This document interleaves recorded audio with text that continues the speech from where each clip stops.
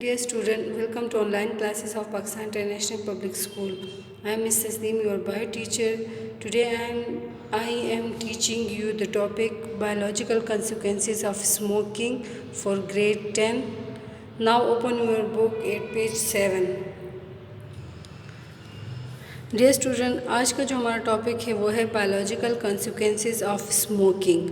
ठीक है, आज हम इसके बारे में पढ़ेंगे कि स्मोकिंग की वजह से क्या क्या नताइज निकलते हैं या उसके क्या क्या असरात होते हैं ज़िंदगी के ऊपर।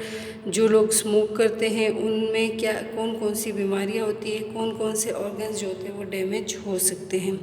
तो फर्स्ट पैराग्राफ है, smokers have a much higher risk of developing life threatening disease. The most crucial risk of smoking is cancer in the lungs, kidneys, oral cavity, larynx, breast, bladder, esophagus, pancreas and stomach. इसमें हमें ये बता रहे हैं कि जो smokers होते हैं उनकी ज़िंदगी को या उनकी ज़िंदगी में बीमारी, जो बड़े बड़े बीमारियां होती हैं उनका ख़तरा होता है, यानी वो डिजीज़ का रिस्क ज़्यादा, जो स्मोकर्स होते हैं उनमें बीमारियों का रिस्क जो होता है वो ज़्यादा होता है। अब स्मोकिंग से पहले हम यानी लोग ये कहते थे कि स्मोकिंग से सिर्फ लंग कैंसर होता है, लेकिन ये याद रखिए कि स्मोकिंग से सिर्फ लंग कैंसर नहीं होता है, बल्कि जो रिस्पायरेटरी ऑर्गन्स होते हैं, जहाँ जहाँ से वो धुआं गुज़रता है, ठीक है, जहाँ जहाँ से वो धुआं गुज़रता है वो सारे ऑर्गन्स भी जो होते हैं वो डैमेज होते हैं, उनमें कैंसर होने का ख़तरा होता है। जैसे लंग है, किडनी है, oral cavity, larynx, breast, bladder, oesophagus, pancreas, stomach, ठीक है, ये तमाम ऑर्गन्स में कैंसर होने का ख़तरा बढ़ जाता है। अब है tobacco smoke contains over 4,000 different chemicals. Out of these, there are more than 69 known carcinogens. The effects of some chemicals found in cigarettes are given below. अब जो टोबैको स्मोक है, ठीक है, टोबैको कहते हैं तंबाकू को। जो टोबैको स्मोक होता है उसमें 4,000 डिफरेंट केमिकल्स होते हैं, यानी इसमें 4,000 मुख्तलिफ़ केमिकल्स मौजूद होते हैं, और उनमें से 69 केमिकल्स ऐसे होते हैं जो कार्सिनोजेंस होते हैं, यानी जो कैंसर काज करते हैं। कार्सिनोजन कहते हैं जो कैंसर काज करे, ठीक है, ऐसे केमिकल्स जिसकी वजह से कैंसर की बीमारी हो। तो उसमें 4,000 में से 69 ऐसे हैं जिसकी वजह से कैंसर होता है, ठीक है। अब यहाँ पे हम इसके मुख्तलिफ़ जो सिगरेट में यूज़ होने वाले केमिकल्स हैं उनको हम डिस्कस करेंगे। The majority of the particulate matter inhaled by a smoker is composed of tar. Within tar, there are many carcinogens. Tar in its solid form also stain the teeth and finger of smokers. It can also stain and damage the lung tissue. Tar also increases the production of mucus and phlegm. अब टार जो है, टार क्या है, एक chemical है जो tobacco के burn से प्रोड्यूस होता है, ठीक है। अब जो है, जो सिगरेट स्मोकर्स होते हैं उन सिगरेट्स में क्या मौजूद होता है, टार मौजूद होता है, ठीक है। उस टार, ये टार जो होता है ये क्या है, कार्सिनोजन है। इस टार की वजह से कैंसर होता है। अब टार जो है जब सॉलिड फॉर्म में होता है तो इसकी वजह से दांत और फिंगर, जो स्मोकर्स के फिंगर्स होते हैं वो स्टेन, उस पर स्टेन पड़ता है, यानी दाग उस पर पड़ते हैं, ठीक है। इसके अलावा जो है इसकी वजह से क्या होता है, लंग टिश्यू डैमेज होते हैं। लंग टिश्यू किस तरीके से डैमेज होते हैं कि टार ज़्यादा होने की वजह से बॉडी में म्यूकस की सिक्रेशन जो होती है वो ज़्यादा होती है।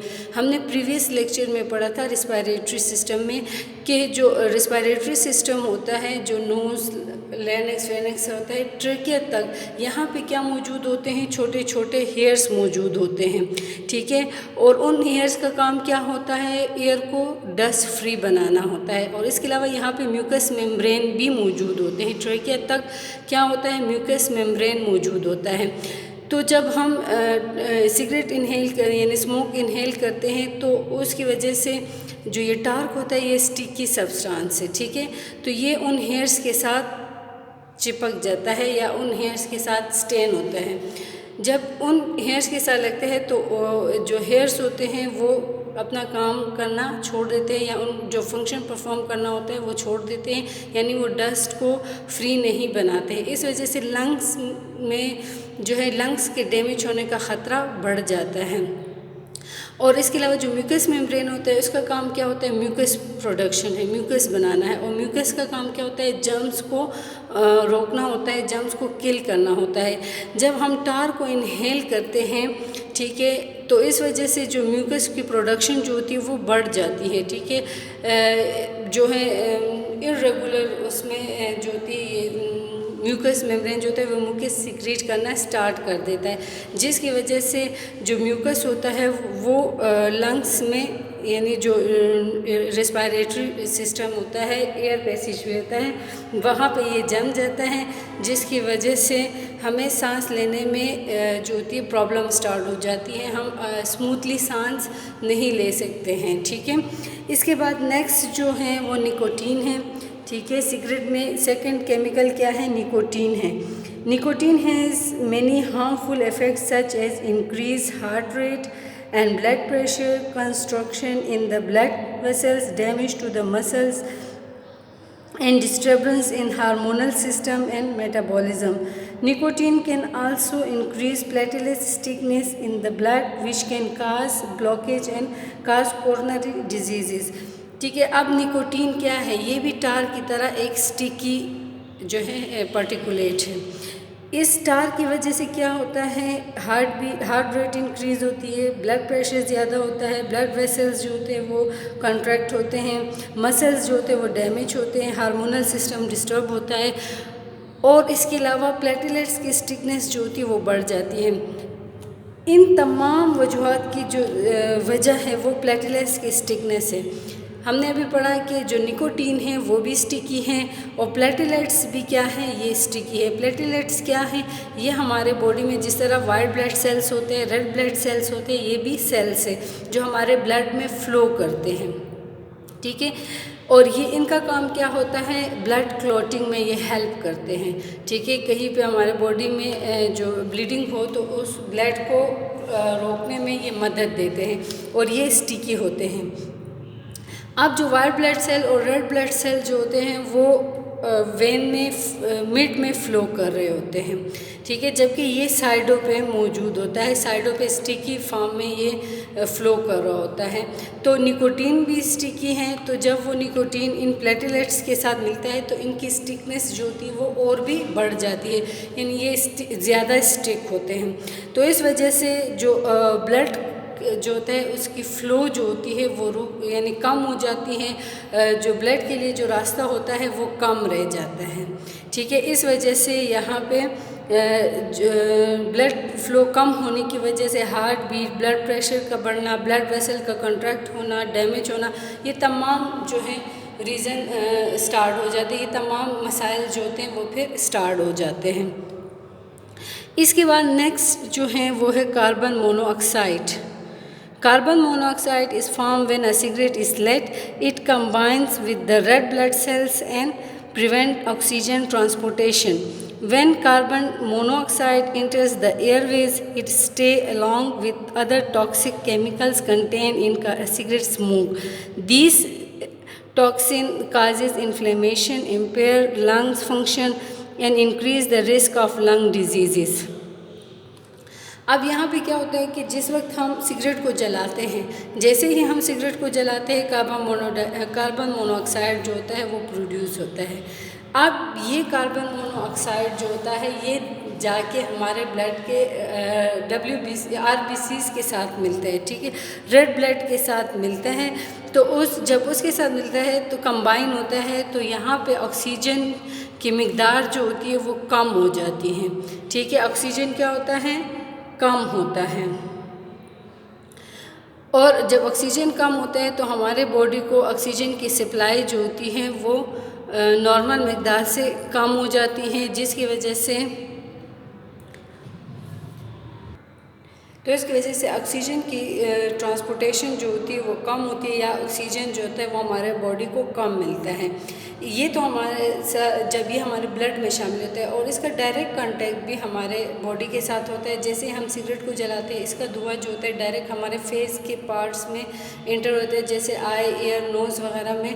तो आप देखिए जो स्मोकर्स होते हैं उनके आई जो होते हैं वो क्या होते हैं, रेड होते हैं। वो किस वजह से, क्योंकि आई में जो कैपिलरीज होती हैं, तो वो कैपिलरीज हमने पहले भी पढ़ा कि कैपिलरीज जो है यहाँ पे एक्सचेंज ऑफ यानी मटेरियल होता है, तो वो आसानी के साथ उसमें इंटर हो जाता है, जिसकी वजह से ऑक्सीजन की कमी की वजह से वो जो आंखें होती हैं वो रेड हो जाती हैं। इसके अलावा ये अपने साथ दूसरे टॉक्सिक्स मटेरियल जो सिगरेट में मौजूद होता है, टॉक्सिक्स मटेरियल, ठीक है, उनको भी लेके अपने बॉडी के अंदर जाता है, इसमें शामिल होता है। उसकी वजह से हमारे लंग्स जो होते हैं वो फंक्शन परफॉर्म करना छोड़ देते हैं, और लंग्स की जो बीमारियां होती हैं उनका रिस्क जो होता है वो बढ़ जाता है। इसके बाद नेक्स्ट जो है वो है benzene. Benzene is a major component of cigarette.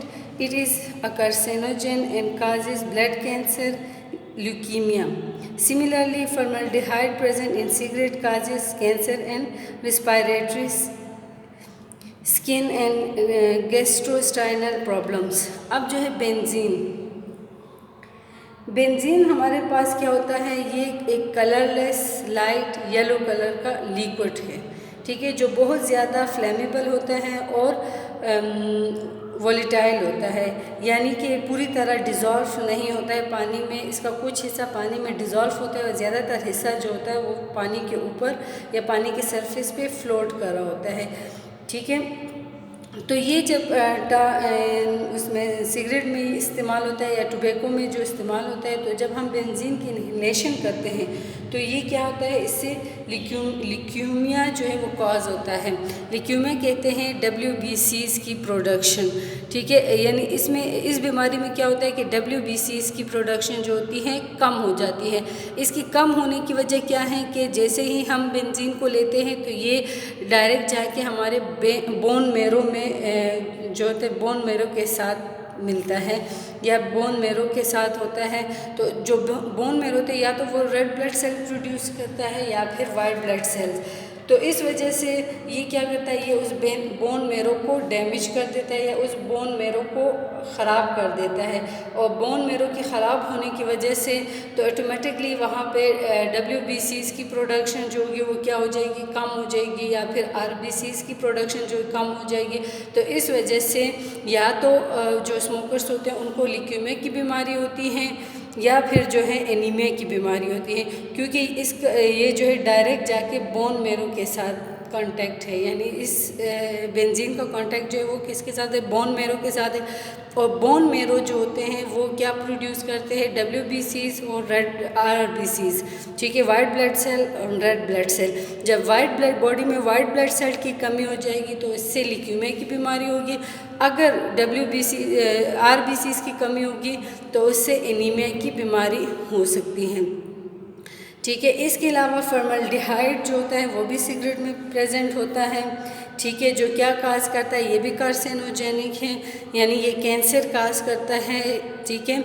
और इसकी वजह से हमारा रिस्पायरेटरी सिस्टम, स्किन और गैस्ट्रोइंटेस्टाइनल प्रॉब्लम इससे हो सकते हैं। अब फॉर्मल्डिहाइड जो है बेसिकली ये क्या है, फार्मा जो है, ठीक है, फॉर्मल्डिहाइड में फार्मा जो है ये किससे निकला हुआ है, फॉर्मिक एसिड से। और फॉर्मिक एसिड किससे निकला है, फॉर्मिका से, ठीक है। इन दोनों में सिमिलरिटीज़ मौजूद होती हैं। तो ये दोनों क्या है, ये दोनों जो हैं केमिकल जो होते हैं क्लीनिंग पर्पस के लिए इस्तेमाल होते हैं।